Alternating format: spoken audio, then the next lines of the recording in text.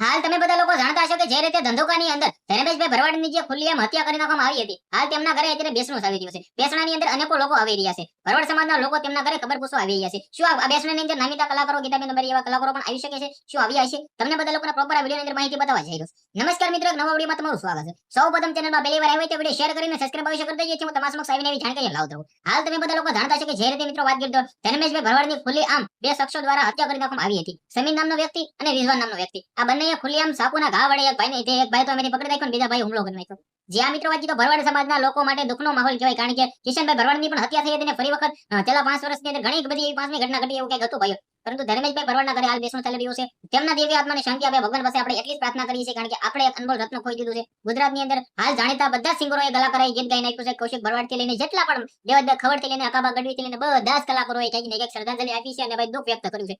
શું આ મિત્રો વાંચી તો બેસવાની અંદર પણ કલાકારો આવી શકે છે? ભાઈ આવી પણ શકે છે, ખબર પણ પૂછી શકે છે, તેમના ફેમિલીને પણ મળી શકે છે. હાલ મિત્રો વાંચી તો જે પણ મિત્રો જાણકારી આવશે તમારા સમક્ષ પહોંચાડવાની જિમ્મેદારી મારી છે. તો ભાઈઓ સબસ્ક્રાઇબ પણ અત્યારે કરી નાખજો, વિડીયોને શેર પણ કરી નાખજો, જેથી હું તમારા સમક્ષ આવીને એવી જાણકારીઓ લાવતો રહું. આજના વિડીયોમાં ત્યાં જ માહિતી આપણે એક નવો વિડીયો મળી જશે. બધા લોકોને દિલથી ધન્યવાદ. જય હિન્દ, જય ભારત.